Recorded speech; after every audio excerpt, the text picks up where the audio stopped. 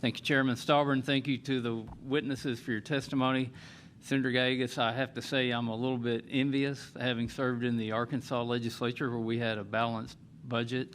And when I read your testimony before, when I read your written testimony, there was a number that stood out, and it's the $10.8 billion in oil and gas revenues that are going to the state.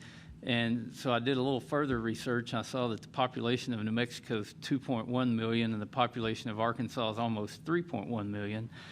Yet our balanced budget last year was $6 billion, and the state of New Mexico's balanced budget was $9.44 billion. So you've got a lot to work with because of these oil and gas revenues, and you just mentioned that some wasteful spending, but how on earth do you waste that much money? You know, we were up there this morning. You're obviously not spending it on the roads. Well, Mr. Chairman, thank you for that. Actually, we keep trying to work on infrastructure, but what happens is the corridor, the Albuquerque area, they have the majority of the legislators, so they get what they want, not what we need. But the bad thing is, you go back in history, Governor Martinez did a hard job of cutting our budget. Ever since she's been gone, every year we increase the budget, and it's one of those where you can't see the positive attributes. New Mexico's still really poor state. Like you said, our streets and roads are really poor condition. Our children at 50th in the nation on education.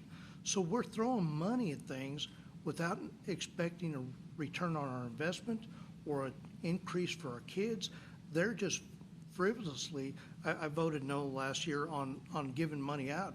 The only one in the Senate voted no, because I think we need to look forward 10 years out, 5 years out, at some point in time and say, okay, here's what we're gonna have at the end of this time. If oil and gas takes a reduction, where will we be? And our governor and the other people on the other side of the aisle, and even some of my colleagues, are happy to be spending their money today, not thinking about tomorrow. So most of that revenue is being generated in Lee and Eddy counties, and it goes to Santa Fe and on to Albuquerque, I guess. There's this nursery rhyme about a goose that laid a golden egg that you might want to inform your colleagues about there in Santa Fe. Mr. Ackerman, there's a lot of rumors that have been floating around the past couple of years. The oil and gas industry's been vilified.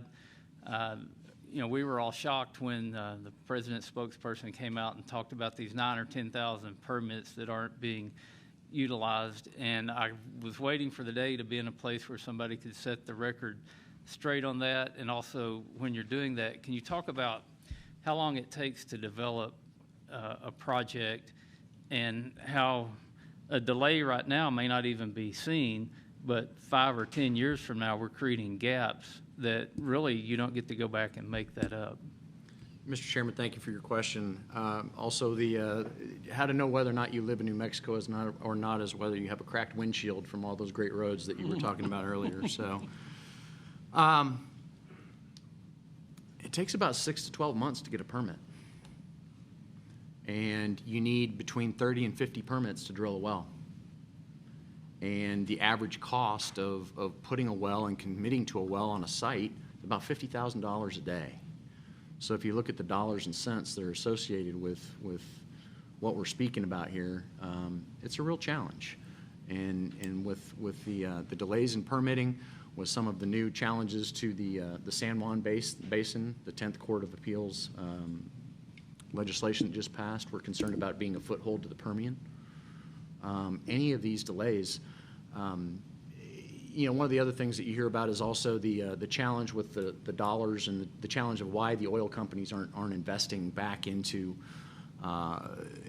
more production. And at the end of the day, what's the incentive for an oil company when you have an administration that is outwardly saying they're going to shut you down? In the most recent State of the Union address said, for 10 years, you know, we need you for another 10 years. Well, you know, the forecast for oil and gas within the state of New Mexico is by 2050, we're going to be 25% domestic production.